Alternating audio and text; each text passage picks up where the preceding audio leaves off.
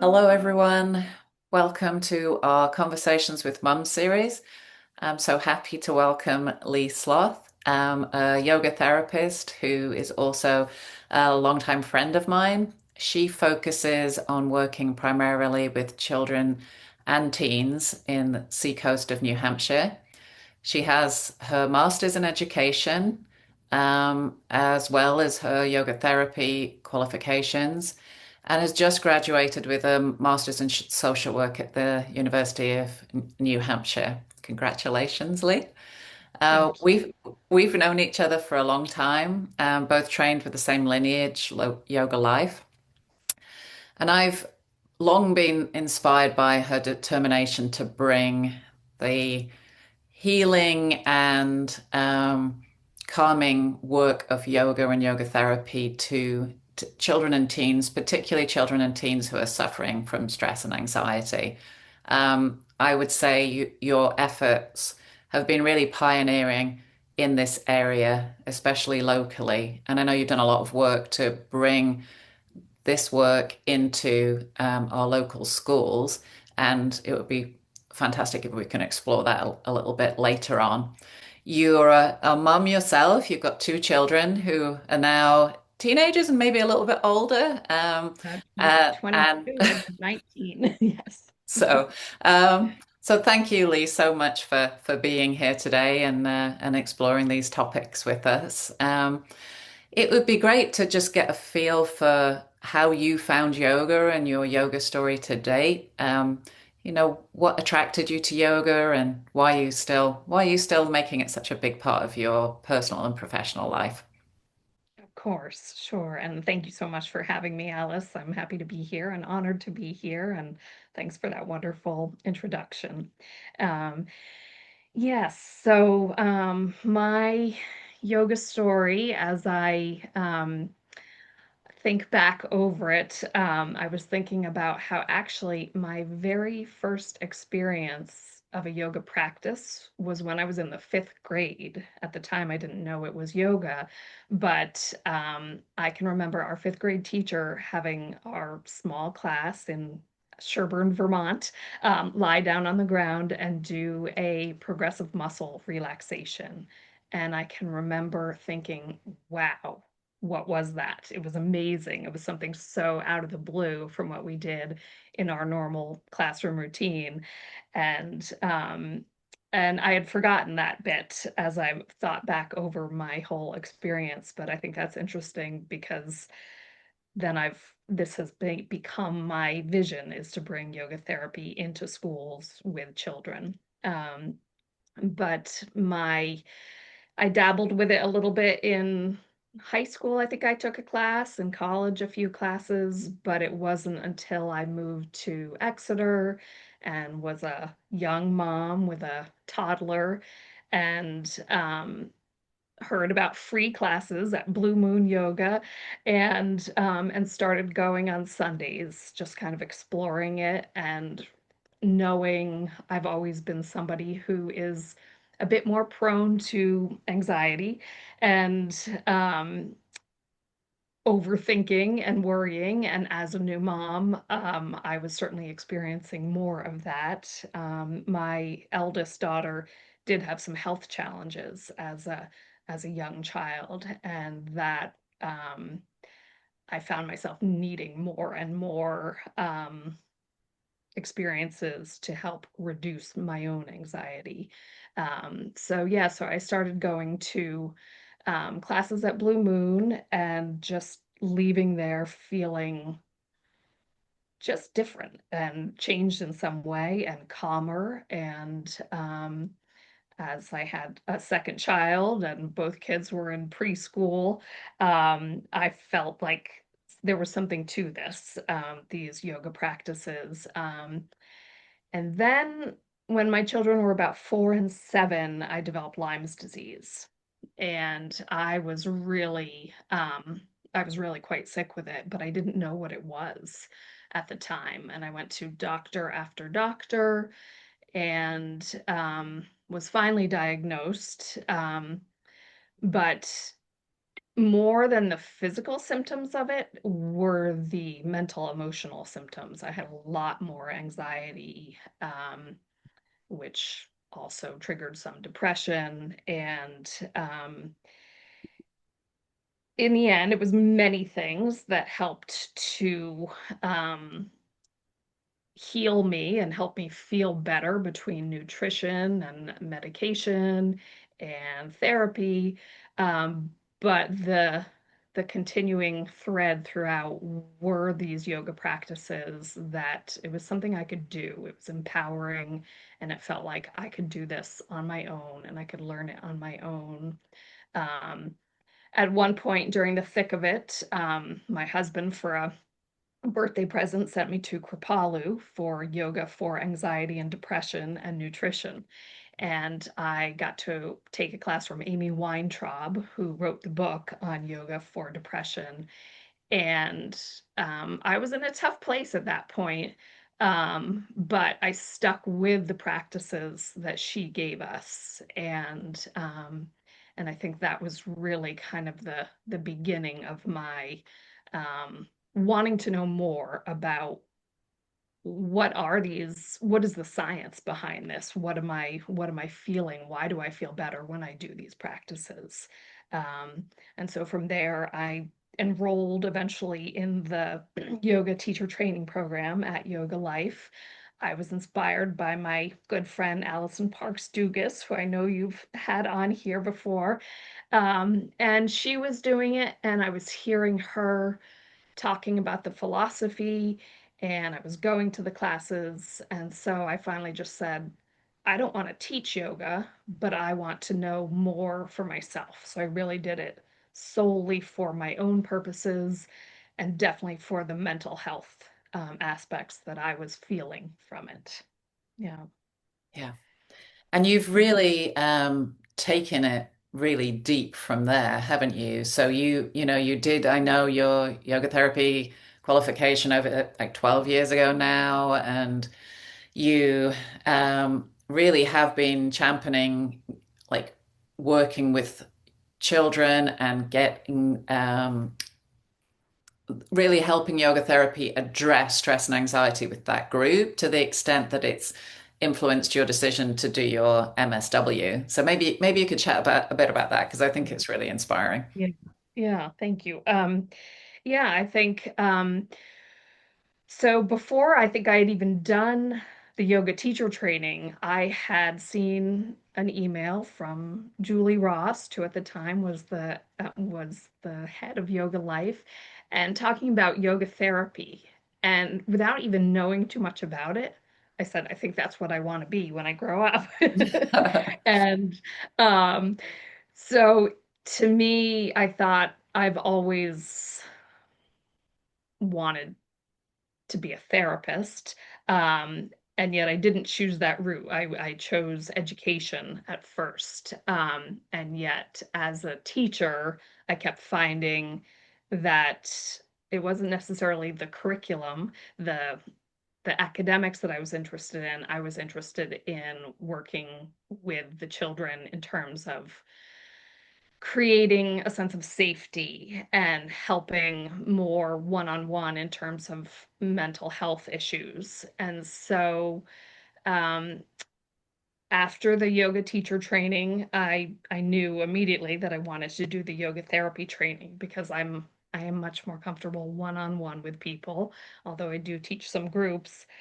And it was maybe three-quarters of the way through that year where we had to kind of come up with a niche or sort of explore what we might be interested in, and what population we'd like to work with.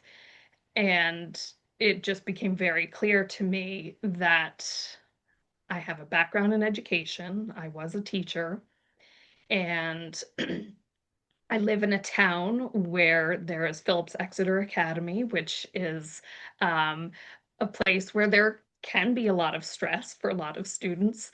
And I thought, how perfect would this be to kind of merge these worlds of education and yoga therapy tools, and my background fits that. And I've just always loved working with children and teens. And more than anything, it was that I wish somebody had taught me these skills when I was a child or a teenager, because I think um, this is the this is the stuff of life. This is what we need. These ways to help calm and help you to get to know yourself and help you to have just practical tools to know what to do if you are feeling stressed out. And so, yeah, that just kind of became my mission. And I graduated from that year one of yoga therapy training. And then I was just hungry to learn more. And so I was taking class after class from different yoga therapists. And at the same time, started my own business and mainly looking at or working with children and teens, some adults too, but really focusing on working one on one with children. And then a few opportunities came up, actually as a result of COVID, that there were there were grant funds um, through the federal government to work in schools to help kind of tackle mental health issues. And as we know, so much anxiety came out of the COVID time period. And so for 5 months, taught at the cooperative middle school in Stratham, working with sixth, seventh, and eighth graders on the cafeteria floor. I had large classes, large groups, and I taught them yoga, and I taught them um, all of the skills that I had been learning. And then from there, an opportunity came up to go to Seabrook Elementary and Middle School. And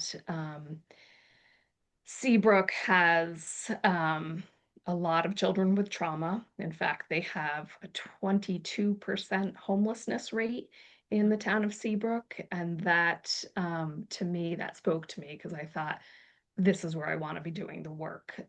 This is where I want to be bringing yoga to people who might not necessarily ever be able to afford a yoga class. And so I taught K through 8 classes and loved it.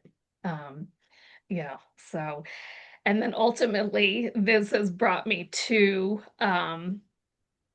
getting my social work degree. And the reasoning I would say is kind of working at Seabrook Elementary and thinking, in my opinion, yoga is and should be accessible to all people, and not just people who can afford it.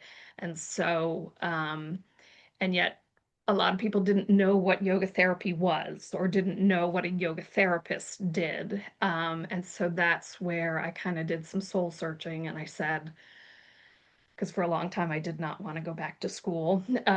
But I thought, if this is my way, if the world is not quite ready for yoga therapy in healthcare, I think we're getting really close, and it is in many cases. But I felt like to merge these worlds, having a professional license, um, like a licensed clinical social worker with my name, was going to be the way to actually do this work and meld these worlds. So, Yeah, I mean, I think that just speaks to your passion and dedication, the amount of energy and like study that you just brought to this for the last, well, over a decade is really inspiring, and it's obviously work that's really close to your heart. I think one of the challenges we have as yoga therapists is, as you alluded to, people don't really understand what it is. It might be helpful to just talk a little bit more about some of the work that you do, some examples of how yoga therapy can help children and teens who are experiencing anxiety. So if you don't mind talking a bit about that, I think it might bring it to life absolutely. for people. Yeah, yeah, because I think there are a lot of misconceptions and yeah, that it has to be a certain way. And I guess to start with, really, the best place is my own understanding of the word yoga, which, well, literally it's translated as union. For me, the word that fits better is connection. And for me, that's kind of my intention, sacred connection. Simply you and I sitting here having a conversation to me is yoga. It's two people connecting or connecting with other people listening. And that, so where I think the United States thinks of yoga simply as postures and poses. Um, for me, it's being present with another person and seeing them as myself in many ways. And so from there, um, I would say that my understanding of yoga became, how do I learn to be at home in my body, in who I am, and learn to be comfortable with myself. Befriend myself was one of the names of the classes that I taught, or to befriend yourself. Um, because simply I think that's one of the greatest gifts that we can learn from this practice is to know what works for you. And so that um, when you're out in the world and you are uncomfortable or you are anxious or you're feeling many different emotions, you have tools to kind of bring you back to a place of balance. And so, what that looks like then with working with clients is, well, before I even came on here, simply I tend to do a practice of hand over heart and belly. And that's kind of my simple gesture to kind of take a breath and kind of come back and center myself in this moment. I tend to do that before I drive my car. They're just little pauses, but they're little tiny bits throughout my day to help remind me to ground myself, feel my feet on the floor, feel my back against the chair. And for me, all of that is yoga. From there, when I'm working with a client, be they a child, teen, or adult, I teach classes at Riverwoods to seniors who I also love, that population as well. Um, a lot of it is about nervous system regulation, and that's really what I have kind of um, focused my work on, and learning practices that work for each person, because not everything I offer is going to be right for each person. But I like to figure out, okay, this person showing up with high anxiety, they need to move their body, or we discover they need a lot of movement. Maybe it's even going for a walk, or um, postures that are more strength inducing. Um, but from there, kind of always starting to settle and come into a more quiet practice. So I do a lot with guided relaxation. Um, and I find that works with, and yoga nidra has been my kind of practice and meditation of choice, because I feel like it's something that everybody can do. And I tend to always end every practice with that. So working at a elementary school this past year with children with ADHD, I had one boy in particular who he could not be still. And so I would put yoga dots, as they're called, on the floor, and I'd put a card next to each one. I'd turn on some music, and when I pause the music, he would have to stop at one of those dots, and he might have to um, jump up and down 5 times. It was a way for him to discharge energy, and then we'd keep playing. But then eventually we would come back to the yoga mat, and I'd have him just lie down, and I'd kind of give him a guided relaxation of floating on a cloud or going to your favorite place.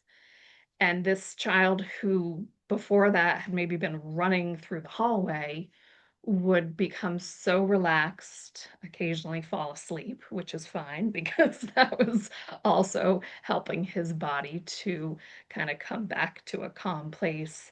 But it those kinds of practices, and more than anything, just practical tools that are useful. For example, um, I'm on video here, you can see me kind of massaging my earlobe. What I am interested in is the science, and your vagus nerve travels very close to the outer edge of your ear here.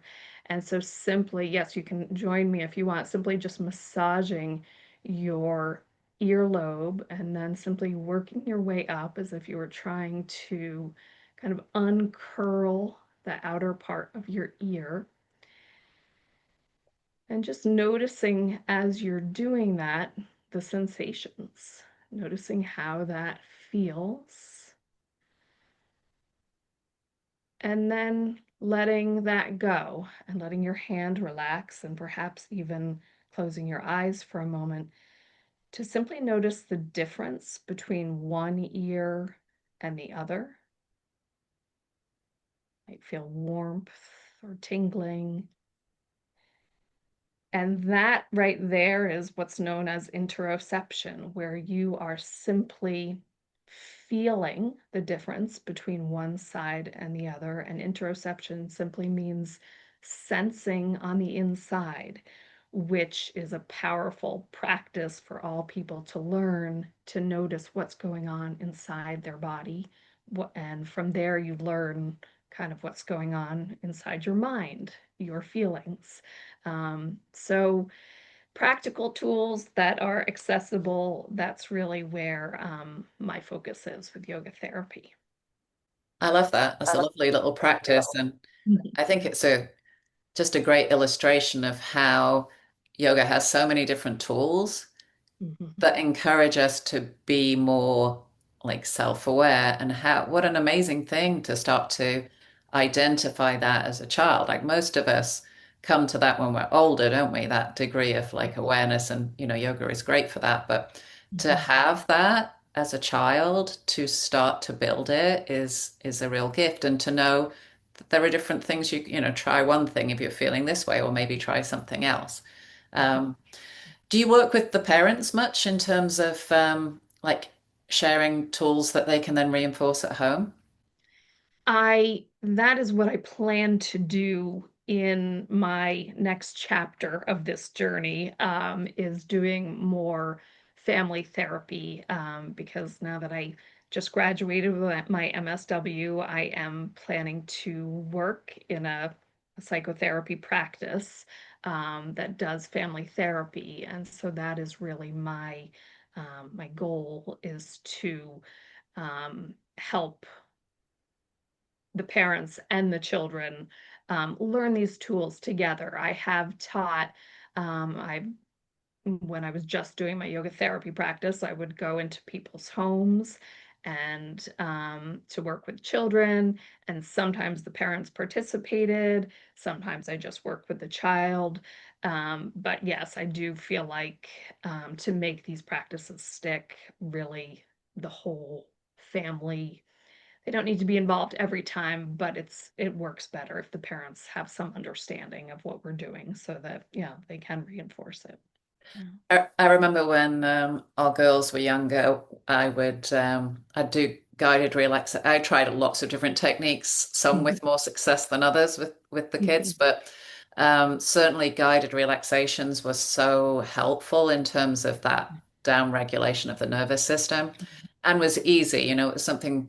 It created a lovely bond at the end of the day. We might read a book and then they'd snuggle down, and I'd talk them through a guided like little body scan relaxation, and that they'd ask for it because it kind of Mhm. gave us connection as well as teaching them that there was a way of relaxing their body, and that they could do that, and also what that felt like so that they could then come back to it. So I do think Right. that like that pairing of parent and child can be really, really powerful. Absolutely. Yeah. And as you said that, I was reminded of one guided relaxation I did where, and I think I read this somewhere, but then I kind of made it my own. But it was the island of the ponies, and there are dolphins taking you out in a boat out to the island of the ponies. And so one of my children said, "Mama, can you do the one where, with the ponies?" And even even not too long ago, I would say, just because that imagery reminded them of just feeling calm and relaxed and at ease. And for sure, it was a powerful bonding between the two of us. Yeah. Yeah, that's lovely. Yeah. So maybe they'll end up doing it to their children one day. You never Yes, know. yes.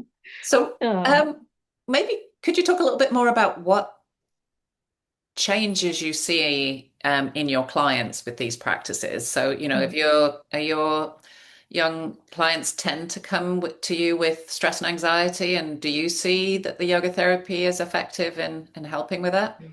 yeah, I do. I had one client who I worked with for 5 or 6 years, um, and it doesn't always work that way. Some people I might see one time, some people I might see for 4 to 6 sessions. But this particular student started coming at age 9. And I think just we developed such a bond with each other. And I mean, there's never, life is always a work in progress. So, new things would come up as she was getting older. And so, we would sort of try different tools and strategies. I think a lot of it, more than anything, was just the therapeutic relationship, the rapport that we built between each other. And I was another person in her life to turn to and ask questions. And I think sometimes for kids, just having somebody outside their own parents can be a powerful resource, just somebody else you can turn to. Um, but certainly, I mean, the students that I worked with this past year at the elementary school I was at, um, I could see you could see changes. You could see changes in them in terms of, um, you know, that student I referenced earlier who, with very heightened ADHD symptoms. You could see that because he kept coming to me, Miss Lee, can I see you? And so him wanting to have those experiences, I would have students walking down the hallway, um, mimic or doing something that's called self-havening, which is simply brushing your hands from your shoulders down to your elbows and doing that to show me that they were still using it. And I thought, Oh, okay, that's what I'm aiming for, is for kids to just know what they can do. And life happens. Things are going to come up. Things are going to, keep coming up, but you have tools now to deal with it, to try to handle it. So, yeah. yeah, for sure. I've definitely seen changes. I've seen changes in my own children. And my older daughter, interestingly enough, is she's become very much into mindfulness meditation. And I never thought that my kids were even listening to me most of the time, but they have been. And so she's actually interested in going into social work herself and combining it with mindfulness practices. Wow, how So, wonderful. Yeah, we talk yeah. about planting seeds a lot, don't we? In terms of, Yes. Yeah.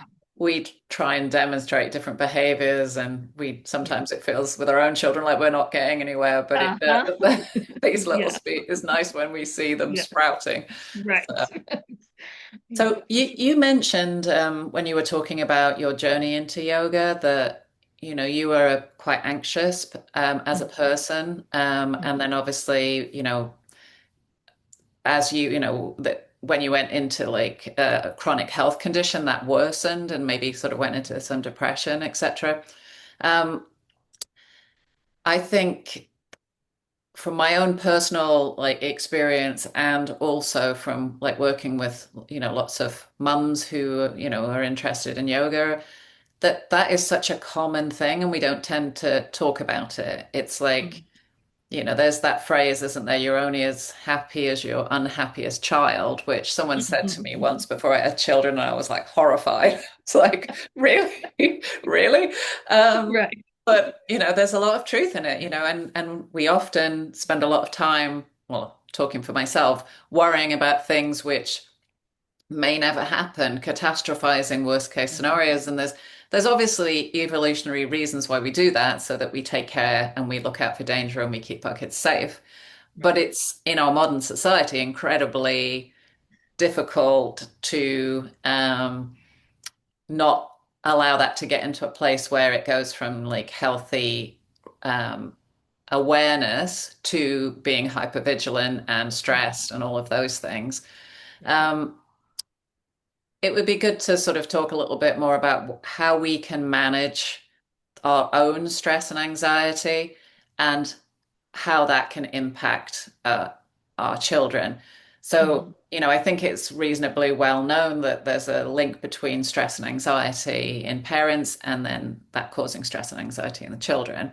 Mhm. But the intent isn't to add more guilt onto our plate because we don't want to, that's the last thing that, the intention of these conversations are, but it's like around maybe just helping us realize we need to take care of ourselves. But what's your perspective on that, both as a mum yourself and, as a yoga therapist? For sure that the word co-regulation comes up for me just because that's what I've learned about, but it simply is just meaning that um, my nervous system is speaking to your nervous system right now, and with the people in our homes, in our lives, our nervous systems talk to one another without words. So children can feel when a person is anxious. Children can feel when a person is depressed, and children are really quite expert at knowing how somebody is doing without them even saying a thing. They read each other, they can read what's going on.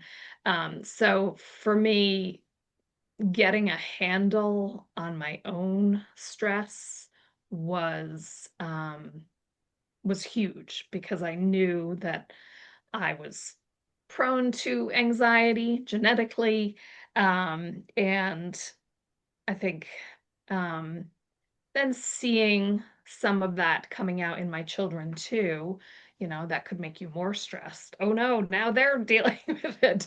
But I think learning to talk about it with them was powerful, and learning to um, just be honest. It doesn't mean that my anxiety is gone. No, far from it. But I think I've learned more how to handle it. And in many ways, um, I'm the best person to be my children's mother because I've walked this walk. I've learned how to um, to to handle my own worry and overthinking and ruminating. I was just talking with my child the other day about people talk about mindfulness and how it's good for you, but I said for me, simply, I need to have little practices that I do because my mind does want to ruminate quite often. And so, simply, one thing that I've taught my students is just coming back to a simple practice of just rubbing two fingers together and rubbing them in such a way that you can feel the ridges on your fingers. And that to me is just a simple practice. I also tell kids to listen to the sound, and surprisingly, at least I can hear that sound. It's something to bring you back to this moment. No, it doesn't take away all of your worries, but it's a reminder. It's something you can do to keep remembering, okay, in this moment, this is what's true right now. I can feel my two fingers rubbing together. And so it's what I've learned about cognitive behavioral therapy through my social work program is that a lot of it is just deciphering between what is true and what are the stories that the mind is weaving.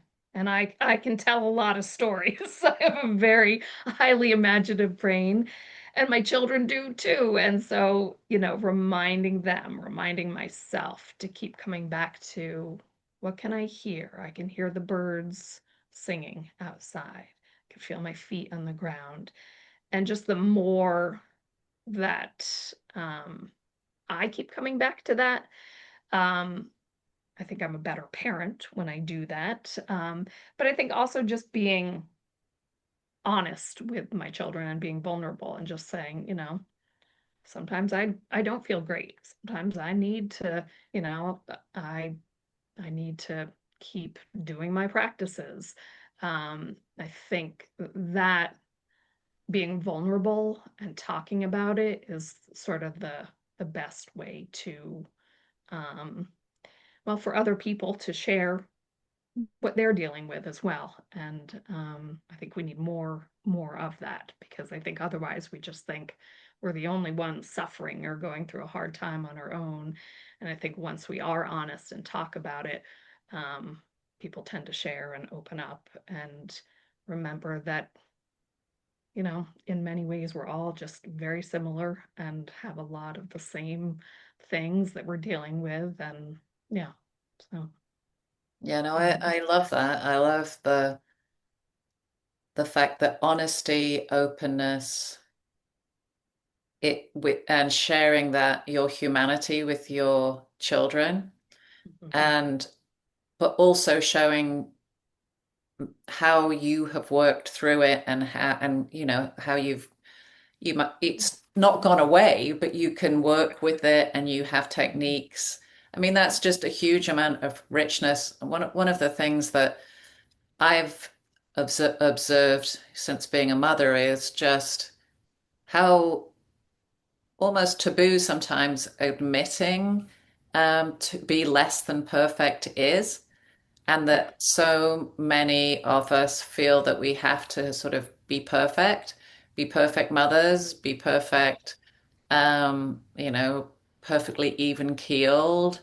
Mm, And, you know, that can just lead to shame because when none of absolutely. us are perfect, none of us are always even keeled. Um, I think there's a huge amount of power in us having those conversations. And if we can have those conversations with our children and allow them to see that it's part of the human experience, and then also you're, giving them the gift of some practical ways of managing the things which aren't helpful for you is such a gift for them, but also for ourselves, isn't it? When we can actually admit that we're whole and we're good even Hmm. when we're not like what society determines a perfect mother. Or I think even yoga can have an element of, because it's such an aspirational practice, we're working on ourselves and we're trying to cultivate all these Hmm. good qualities. Sometimes when we fall down and we don't act in those ways, it can cause us to maybe feel we've got to hide that, or we shouldn't admit it. So I think the honesty part is, and the vulnerability that comes with that is really, really powerful, both as for ourselves as mothers, but as for our children in terms of like experiencing their own Yeah, humanity and helping their mental health at the end of the day. for sure. Yeah, yeah. No, I like to say that I'm a recovering perfectionist and have just learned to just, you know, share my flaws more freely. And I think, yeah, in doing that, as you said, which is a phrase I use frequently, is, you know, uncovering our shared humanity, that we are not these perfect beings. And yeah, I think initially in taking yoga classes and learning poses, I think a lot of people, myself included, could get into that very, oh, well, a pose has to be done a certain way or look a certain way, or I need to be in the right clothing. And for me, that all went way out the window a long time ago. That to me, this is just kind of meeting myself where I am and yeah, and learning. And my children teach me that all the time when sometimes I get, you know, particular about, whether it's foods we're eating or, or things that we're doing that, you know, we all fall short at times, and that's okay. We just keep trying. And um, yeah, I think just learning to, as you said, also that we are those whole, complete beings underneath all of it, underneath our human bodies that are flawed, that we are whole and complete. And I think starting from that place and seeing all people from that place is a powerful gift. And then we all have things we can work on, but starting from a place of wholeness, I think is a great way to see ourselves and one another. Yeah. Yeah, indeed. I know you've had a huge drive to integrate more yoga therapy, more mindfulness, so, all the stuff we've been talking about into schools. And I know you've been involved in work with a lot, as you've outlined, but on the social emotional committee at our local school district, etc. Which is all fantastic, but I'm also conscious that people who might be listening to this might not have the same degree of access within their school districts, as that is starting to filter into schools in this part of the world. Is there anything that you would sort of really recommend or highlight for parents who might either want to reinforce work that schools are doing, or whose schools maybe aren't even sort of touching these ideas of mindfulness in schools? Yeah, it is interesting because the state we're in as a country right now is quite polarized, and I learned that even one school that I was at a few years ago, um, trying to teach social emotional learning there right now is really not well received. That probably teaching yoga. It wouldn't happen right now. The school I was at this year, for my social work internship, I did call it mindful movement. It was yoga. Um, but I did hear one student say, "Oh, I'm not allowed to do yoga." And, the teacher said, "Oh, well, you're just walking in place right now," or whatever we were doing in that moment. So it is a little tricky right now, I would say, in terms of, I mean, I was clear on what I was teaching in my own mind. I think right now we just have to maybe change the verbiage a little bit in terms of what we're calling it. But there are, I mean, the guidance counselors at the school were teaching social emotional learning curricula. Um, Where I think it falls short a little bit, though, is there's not a lot of movement. And I think it's the movement piece that is what the children need, because I was having them get up and move their bodies and lift their arms and do, flying bird breathing where they lift and lower their arms. And um, I think I think it's might be a challenge in the next couple of years to bring more of this into schools, but I think it can happen. I think it might just need to happen under a different name. And mindful movement worked. It could be brain breaks, um, but we know that movement helps people to feel better. So um, I And think to it's and just to learn as well. I mean, until, yes, absolutely. Your brain works better when you're getting more oxygen from that movement. So yeah, it's been a challenging road to try and get into the schools, which is why when I was offered a few positions at different schools, I jumped on it because I thought, I don't know if I'm going to get this opportunity again. Um, but I think we'll get there. I think the world is hungry for, we know we have a mental health crisis going on. We know we have skyrocketing rates of anxiety and depression. And so, to me, as a former teacher, saying this, like, I think our goal must be to focus on the social emotional learning piece. Not everybody agrees with me on that, but to me, knowledge we have, knowledge is at our fingertips all the time, but we need to learn and we need to keep teaching these skills to children as young as preschoolers because they need it. They're showing us they need it. And so I just think we need to keep at it, keep plugging away, keep trying different avenues. Do you think some of the resistance is because people think that yoga is a religion, which it definitely is not, but I think sometimes there's a Exactly. misunderstanding there. Yes. Yeah, I think it's just a lot of misperceptions and misconceptions about what it is, and that people um, think of it as a religion. And yeah, and I think that's where explaining, you know, for me in my word, that it's a connection. It's a connection between two people. It's a connection with yourself so that you can connect with other humans. And um, I don't know too many people who could find a problem with that. But um, yeah, but I do think that's where I think it's just not knowing, which is kind of a human trait, that when we don't know something, we fear it and we push it away and we think, oh, that's weird, that's different, that's out there. But it's just simple um, getting to learning about something that I think is what helps to kind of take those barriers away. Yeah. Yeah.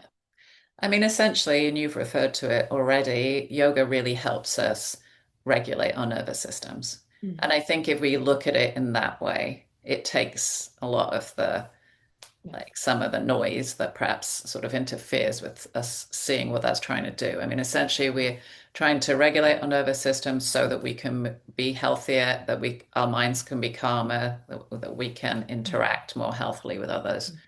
Yeah. We can learn with kids, we can learn better, their behavior, hopefully improves, Mhm. all of those things. Yeah. Um, so in the meantime, before we get to a place where yoga, mindful movement is more integrated into school curriculums, any sort of parting thoughts for parents in terms of, what they could do for themselves, what they could do for their children that might help? Yeah, and just to back up on that, I just wanted to share that this past year I did do a kind of pilot study at the elementary school I was at, where I gave a survey to all the teachers, kind of getting um, their take on classroom environment and what the climate was like in their classrooms, and really focusing on emotional and behavioral regulation. And so I had data from the beginning of the year, in terms of aggression, verbal, physical, ability to transition between activities. And then I went in and they were just short bits. They were 15-minute sessions in um, various classes, K through 3. And then at the end of the year, I gave that survey again, and there were improvements in all but one. There was one area that was about uh, classroom. I think maybe it wasn't transitions. I can't remember right now, but it was just the fact that in 9 different categories there were improvements in terms of children's emotional regulation and having skills to be able to know how to handle certain things. But back to your question about parents, and I think the more, um, obviously, the more people know about these practices and the more people learn about them and talk about them, I think the more likelihood there is that, you know, from that project that I did. Now we have some data from my own, small little study, and there is so much more research backing this up. Yoga for classrooms and childlight yoga, which I trained in, and a lot of people who are doing that research, so that I think the more we have robust research studies that are showing that this works, the more we can have, parents going in and saying, I would like this to be taught at my children's school. I think there's a lot parents can do, simply learning what practices help them, teaching that to their children. Maybe it's just going for a walk every day, or maybe it's petting their dog. Learning what works for each parent is going to be one of the best ways to instill that within each child. So I think, yeah, just um, keeping those lines of communication open between children and parents is huge, and being open, vulnerable with them is going to be what's going to help them open up to you. So that would be my my words of wisdom on that. So, Yeah, no, thank you. That's great advice, Lee. Thank you. And if somebody wanted to work with you, or have their child work with you, what's the best way for them to get in touch with you? yeah, so I have a website, which is leigh-sloss-yogatherapy.com, and my email is on there, which is leigh-sloss-yogatherapy@outlook.com. Um, and my phone number is also on the website. So yeah, through that, and soon I will be on Psychology Today, and so you can find me there. And yeah, I would say those are the best ways to reach me. Yeah. Wonderful. Well, thank you so much for your time and for all the amazing work that you're doing, Lee. It's such an important area to focus on. As you say, there's an epidemic out there in terms of like children facing, mental health issues, uncertain futures. There's a lot of stressed parents as well. So the work you're doing really has, such an important impact. So thank you for all your dedication and the love you bring to your work. It shines through. So Thank you so much, Alice. Thank you for having me. This was great.